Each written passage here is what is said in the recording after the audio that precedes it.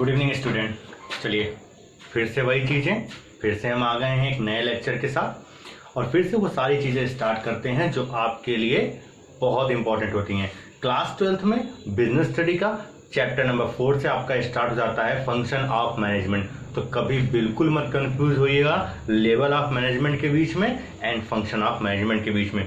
Level of management is a different thing and function of the management is the different thing. उन सब के बारे में discuss करेंगे, लेकिन एक छोटी सी सिंपल सी चीज जो होती है वो आपको जान लेना है कि इस चैप्टर से बेसिकली आपकी केस स्टडी बहुत आती है और ये आपके बिजनेस का सबसे इंपॉर्टेंट चैप्टर में से एक, क्योंकि जैसे होता है कि आप एक घर बनाने जा रहे हो तो अगर आपने उस घर की न्यू बहुत अच्छी रखी है तो definitely you get the better result in the future.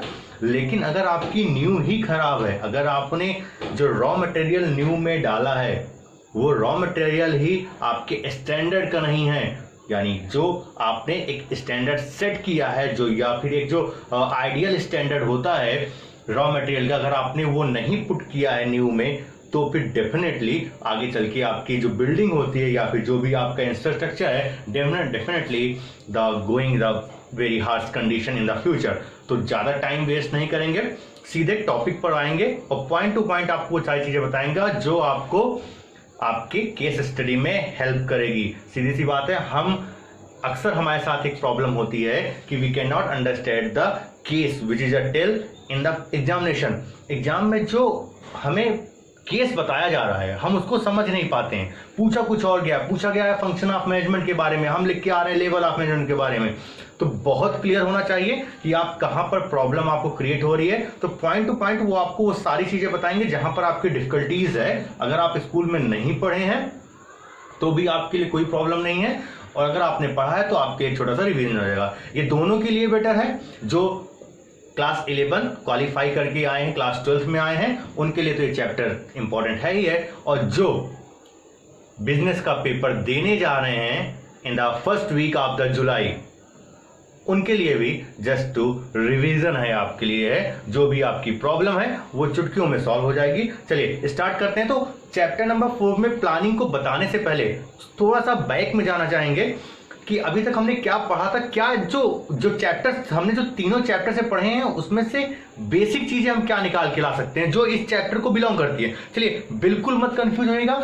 Level of management जो होता है वो टॉप लेवल होता है, thereafter middle level and last में होता है lower level. Level of management में top level management, middle level management and lower level management. Clear हो गया है। लेकिन अगर इसी में एक छोटा सा पॉइंट और जोड़ दें, प्लेटफॉर्म एरिया, अगर इसको कर देते हैं तो ये पूरा का पूरा पॉइंट जो बन जाएगा वो पूरा का पॉइंट ये बन जाएगा आपका लेवल ऑफ ऑर्गेनाइजेशन। ठीक है, तो लेवल ऑफ मैनेजमेंट आपका top level management, middle level management and lower level management होता है। तो बिल्कुल मत कंफ्यूज होइएगा। उसके बाद आते हैं अपने function of management. Function of management जो आपके 5 फंक्शन ऑफ मैनेजमेंट आपके बिजनेस स्टडीज के टॉपिक में हैं, बिजनेस स्टडी के चैप्टर में हैं, वही 5 फंक्शन आपके नेक्स्ट चैप्टर भी रहेंगे। तो जितनी अच्छे से आप उसकी पहला स्टेप क्लियर करेंगे आपके लिए सेकंड स्टेप बहुत आसान हो जाएगा, बहुत इंटरेस्टिंग हो जाएगा। और मैंने पहले ही कह के रखा है कि अगर आपने अपने सब्जेक्ट को, चाहे वो अकाउंट हो, चाहे इकोनॉमिक्स हो, चाहे वो आपका बिजनेस हो, अगर आपने अपने सब्जेक्ट को अपने डेली लाइफ से कोरिलेट करना सीख लिया तो फिर आपके लिए बिजनेस स्टडी या इवन कोई भी सब्जेक्ट कॉमर्स स्ट्रीम का सबसे आसान हो जाएगा। चलिए देखते हैं function of management. Function of management में सबसे पहले होता है प्लानिंग। क्लियर? प्लानिंग के बाद ऑर्गेनाइजिंग,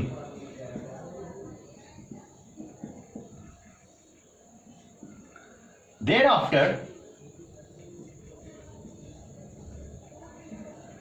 स्टाफिंग। क्लियर? स्टाफिंग के बाद होता है डायरेक्टिंग, और इसके बाद हो जाएगा आपका कंट्रोलिंग। यानी सबसे पहले अगर आप कोई काम स्टार्ट करना चाहते हैं तो आप उसके लिए प्लान करते हैं। प्लान करने के बाद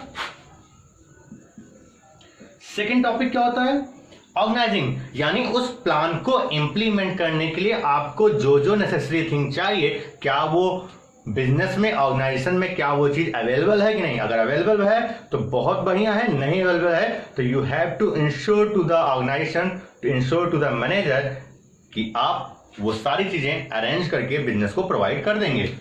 इसके बाद हो जाएगा थर्ड पॉइंट होता है आपका स्टाफिंग। यानी जो आपने इंस्ट्रूमेंट, जो आपने रॉ मटेरियल, जो भी आपने थिंग्स एडॉप्ट की है, जो थिंग्स आपने एक्वायर की है फॉर फुलफिल योर प्लानिंग, क्या उन चीजों को ऑपरेट करने के लिए क्या आपके पास मैन पावर है, और मैन पावर को लेना, ये दैट्स कॉल्ड स्टाफिंग।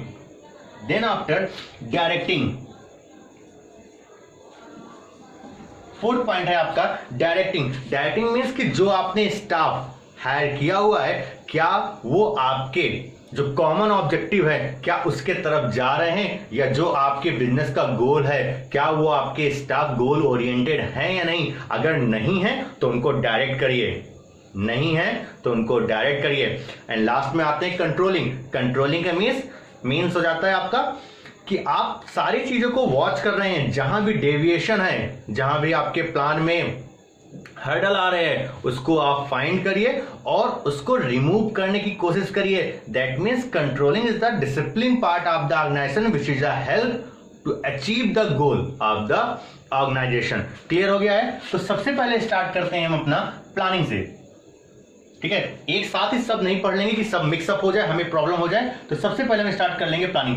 बेसिक चीजें जो होती है, बेसिक इंट्रोडक्शन होता है, वो मैंने आपको दे दिया है। देन आपका स्टार्ट करते हैं प्लानिंग। चलिए स्टार्ट करते हैं।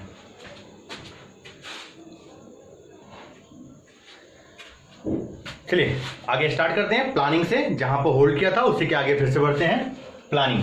अच्छा, इसको बताने से पहले सबसे अच्छी चीज होती है कि हम कॉन्सेप्ट जान लेंगे what is the meaning of the planning. तो एक कहानी सुनाएंगे आपको, उससे आपको पता चल जाएगी what is the meaning of the planning. मुझे आज भी याद है कि जब मैं स्कूल टाइम में था तो अक्सर जब मंथ का लास्ट डे होता था, लाइक एज अ 31st और 30, तो हाफ डे हो जाता था। तो फिर we are preparing some plan for that day कि इस दिन हमें मैच खेलना है। तो ठीक है, हम डिसाइड करते थे कि आप बैट ले आओगे, आप बॉल ले आओगे, आप स्टंप ले आओगे, और कौन कौन से प्लेयर हैं जो उस गेम का पार्ट बनेंगे। तो यानी मुझे खेलना है 30 या 31st को, बट मैं उसके लिए प्लान कर रहा हूं। तो ये क्या है? It is also a planning.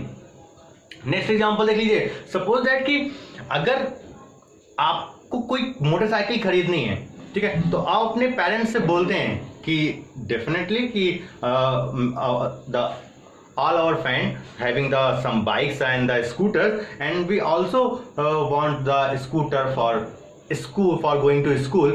तो अगर आप ऐसा बोलते हैं गार्जियन से, तो गार्जियन भी कहते हैं कि ठीक है, अभी हमारा बजट या अभी हमारा कॉन्सिक्वेंसेस अलाउ नहीं करता है, तो इसके लिए हम प्लान करते हैं। After some time will definitely provide your desire. हम आपकी डिजायर को क्या कर सकते हैं? पूरा कर सकते हैं। तो कहीं ना कहीं प्लान होता है, उसको हम प्लान कर सकते हैं। और एक जो बता दें, ये जो बजट होता है ना, जो हमारे देश का बजट आता है, it is also part of the plan.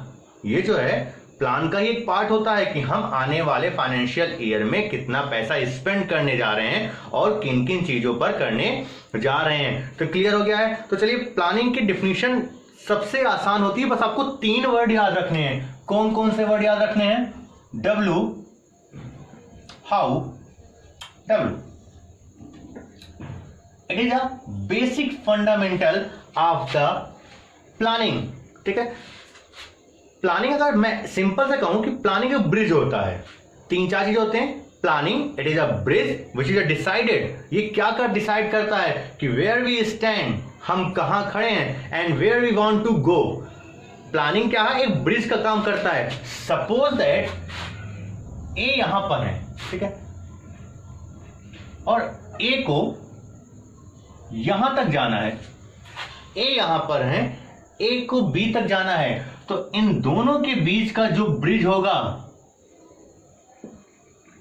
इन दोनों के बीच का जो ब्रिज है, that is the part of the planning. यार कह सकते हैं कि दिस इज द प्लानिंग, कि uh how to go from here to there. Uh यहां से यहां कैसे जाएगा, ये डिसाइड करता है प्लानिंग। ठीक है, तो आ जाते हैं सिंपल से कॉन्सेप्ट समझ में हो गया होता है कि आप प्लानिंग को कह सकते हैं कि planning is thinking before to do, यानी किसी काम को करने से पहले उसके बारे में सोचना, that is the planning. Planning की एक डिफिनेशन आपकी ये भी हो सकती है कि thinking before to do is called as planning. Planning की दूसरी डिफिनेशन की तरफ आ जाते हैं। दूसरी डिफिनेशन आपकी इससे बन जाएगी, planning is a bridge. Planning is like as a bridge which is decided where we stand and where we want to go। कहां हम स्टैंड कर रहे हैं और कहां हम जाना चाहते हैं। चलिए, प्लानिंग की एक डिफिनेशन और आपके लिए बहुत अच्छी बन सकती है, जो मैंने कहा था, जो आपके ये फंडामेंटल है, W H and W। What is the meaning of the W H W? आप स्टैंड कर जाएंगे। ठीक है, क्विंटल और डॉलर आपको पता होगा, आपने क्लास 11th में इकोनॉमिक्स में पढ़ा होगा या बिजनेस में भी आपने कई बार सुना होगा कि क्विंटल और डॉलर। तो इन्होंने प्लानिंग की सबसे अच्छा एक तरीका बताया था। इन्होंने जो अपना पॉइंट ऑफ व्यू प्लानिंग के लिए बताया था वो ये था कि planning is decided what to do. Planning ये डिसाइड करता है कि हमें क्या करना है, हाउ टू डू कैसे करना है, and by whom to do कौन करेगा, किसके द्वारा किया जाएगा। This is the called as a planning. तो सबसे अच्छी डिफिनेशन अगर आपको चाहिए तो सिंपल से डिफिनेशन हो जाएगी प्लानिंग। प्लानिंग क्या हो सकता है? व्हाट टू डू क्या करना है, how to do by whom to do।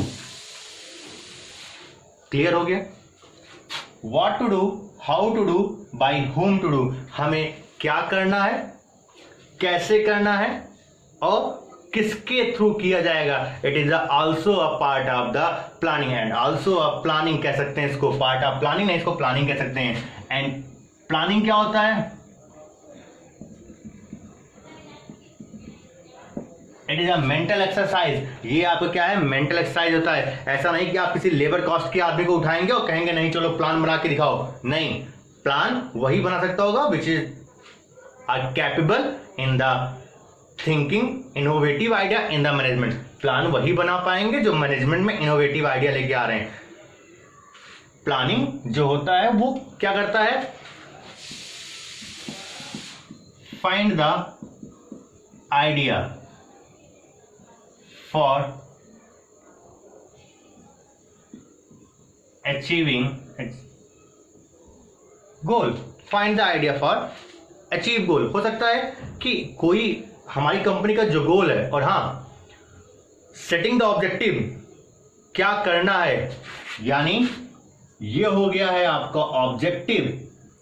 Objective क्या है आपका? व्हाट टू डू, यानी क्या करना चाहते हैं, आपका क्या हो गया है? वो गोल हो गया है। Clear? And how to do, find the idea. Idea find करिए।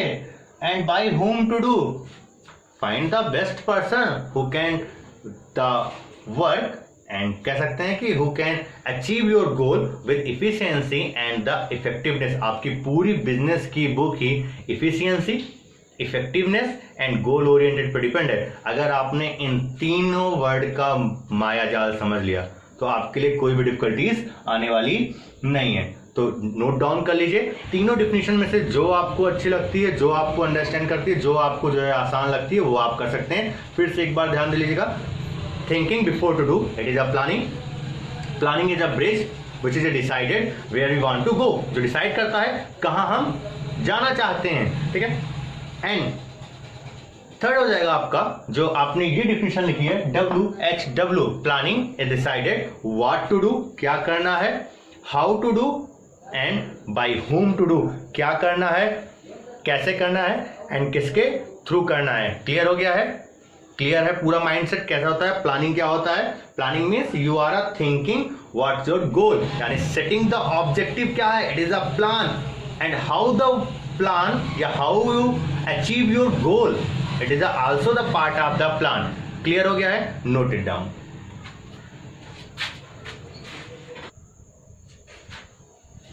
चलिए आगे बढ़ते हैं। प्लानिंग समझ में आ गया हमें कि प्लानिंग क्या होती है। अब उसके आगे से बढ़ते हैं कि what is the role of the planning in the organisation.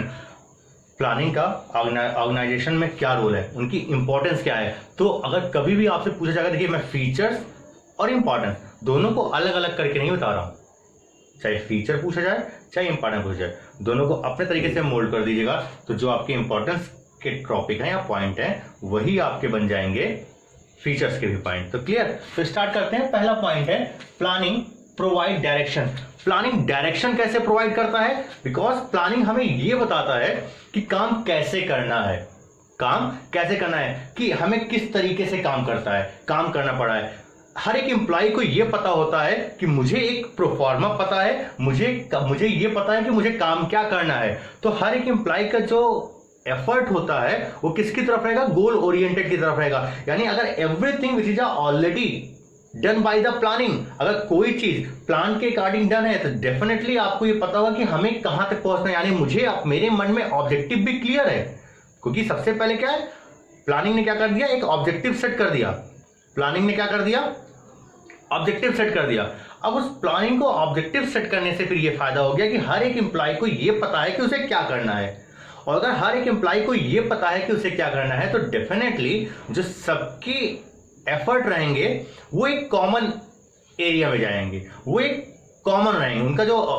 उनकी जो एक्टिविटीज रहेगी वो कॉमन रहेगी। ऐसा नहीं कि एक आदमी इस तरफ भागा जा रहा है, दो आदमी उस तरफ भागे जा रहे हैं, तीन आदमी उस तरफ भागे जा रहे हैं, कौन क्या कर रहा है किसी को पता नहीं, कि कहां पहुंचना है कुछ नहीं पता है।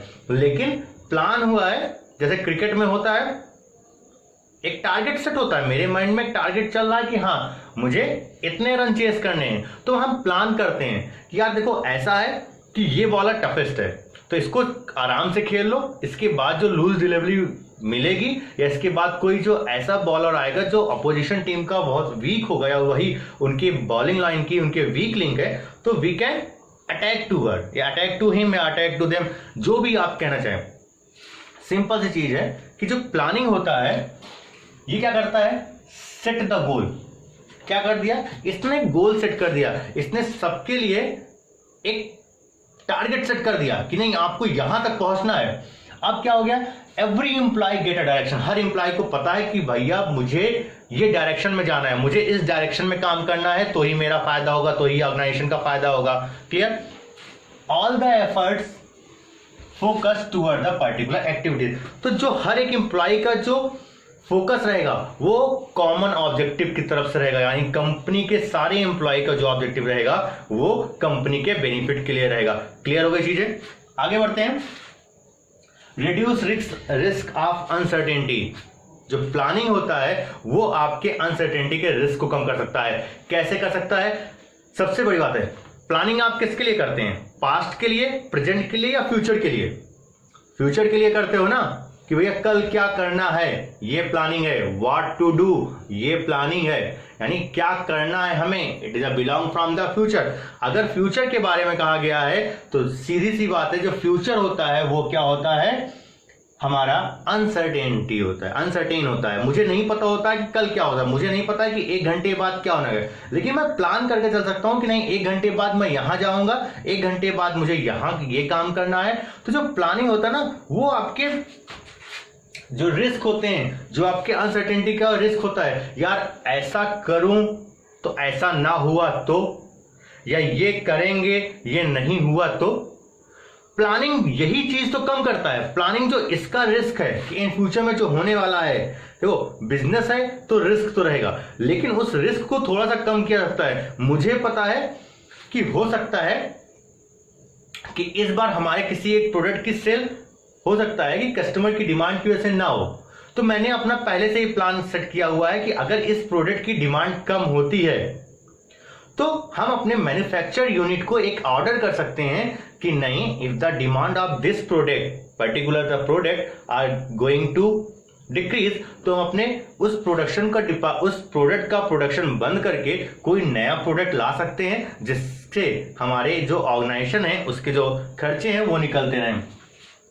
तो planning reduce of uncertainty related for future. Planning जो होता है वो फ्यूचर से रिलेट होता है। एंटिसिपेट द फ्यूचर इज, तो हम क्या करते हैं फ्यूचर, देखो we can not know the what is the future, मुझे नहीं पता है कि फ्यूचर क्या होता है, बट वी कैन एंटिसिपेट, हम उसको एंटिसिपेट करते हैं। जैसे पता है कि कल मुझे यहां जाना है, तो मुझे नहीं पता कि क्या मैं एक्चुअल में जा पाऊंगा या नहीं जा पाऊंगा। क्लियर, क्या मैं जा पाऊंगा वहां पर या नहीं जा पाऊंगा। गया तो मेरा ये काम हो जाएगा डेफिनेटली।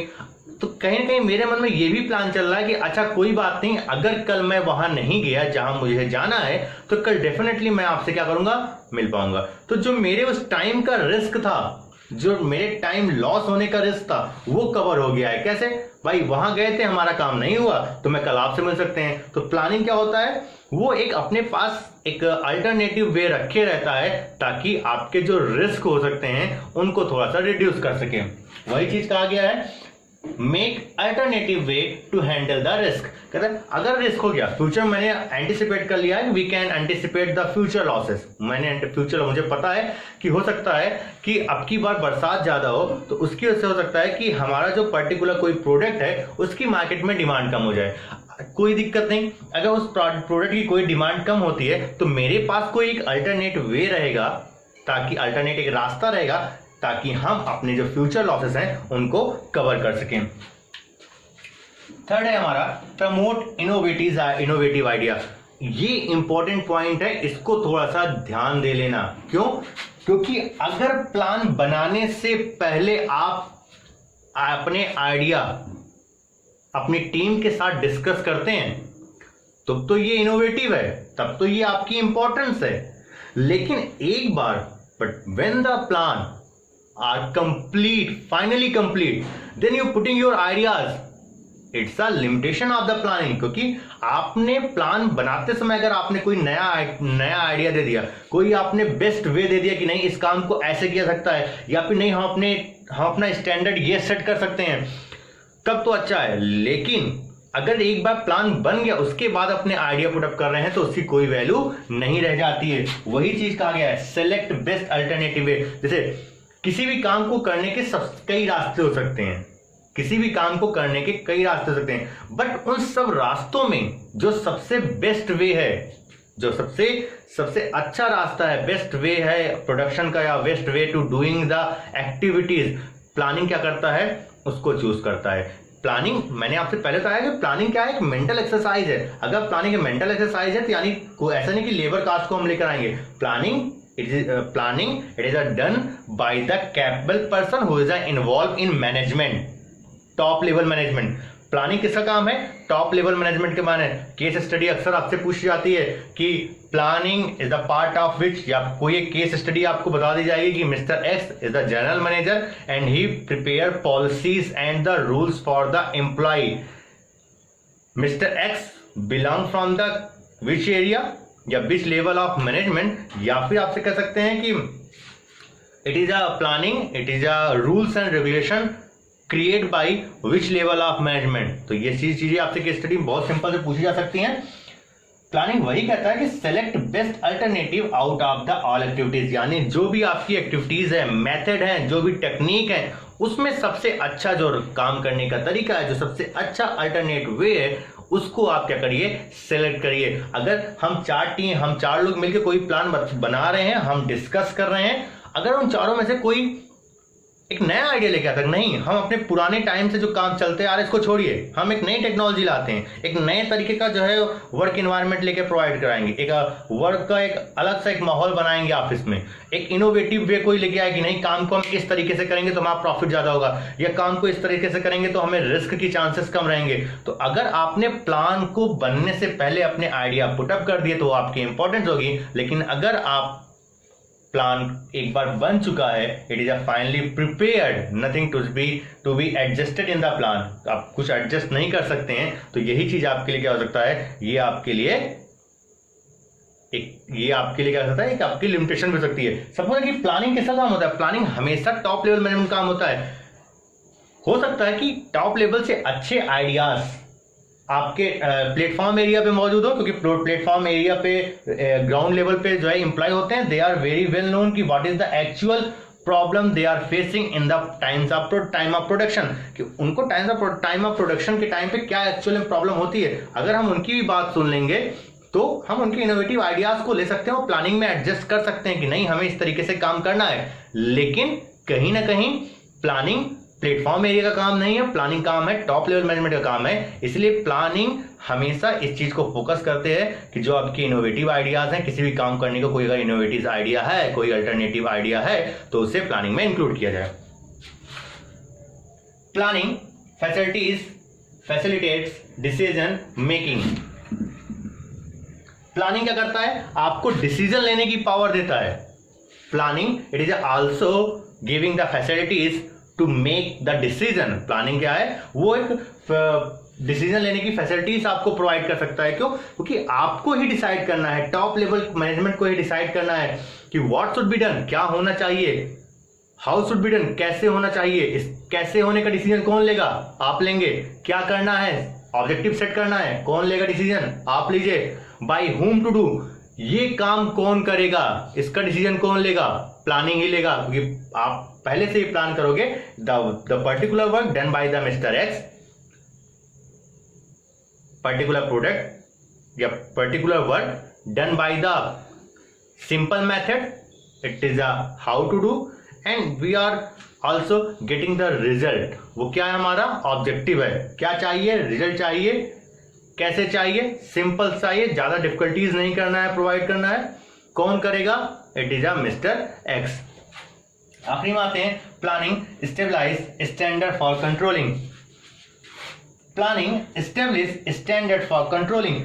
प्लानिंग जो होगा ना, वो कंट्रोलिंग के लिए, यानी जो आपका आखिरी फंक्शन ऑफ मैनेजमेंट है, उसके लिए एक स्टैंडर्ड सेट करेगा। कंट्रोलिंग का क्या काम है, कंट्रोलिंग का काम, कंट्रोल का काम क्या था, कंट्रोल की मतलब क्या होता है, कंट्रोल का मतलब होता है कि किसी चीज को आप वॉच करिए, अगर वो प्लान के अकॉर्डिंग हो रहा है, अगर वो आपके तरीके से हो रहा है, मतलब अगर आप जैसा चाह रहे हो वैसे हो रहा है, तब तो ठीक है। लेकिन अगर आप जैसा चाह रहे हैं वैसे नहीं हो रहा है, तो फिर उसको कंट्रोल करना। अगर कोई चीज वेस्ट हो रही है तो उसको कंट्रोल करिए। अच्छा, कैसे पता चलेगा कि वेस्ट हो रही है, क्योंकि आपको पता है, आपके पास प्लान एक पड़ा है, आपके पास एक चार्ट पड़ा हुआ है, उसमें पता है कि इतने ज्यादा से मटेरियल नहीं लग सकते हैं, it should be definitely waste of the resources. तो कंट्रोलिंग कैसे, वो स्टैंडर्ड कैसे सेट हुआ कि नहीं इससे ज्यादा मटेरियल नहीं लग सकता है, it is a standard set by the planning. Planning में ही आपने डिसाइड कर लिया है कि इस पर्टिकुलर प्रोजेक्ट के लिए 20 इंप्लॉय ज्यादा नहीं ले सकते हैं। तो अगर आप 20 से 21 इंप्लॉय ले रहे हैं, definitely you miss use of the human resources. आप ह्यूमन रिसोर्सेज क्या कर रहे हैं, मिस यूज कर रहे हैं, या फिर उनका वेस्टेज हो रहा है। तो फिर आप क्या करते हैं, वहां कंट्रोल कर सकते हैं।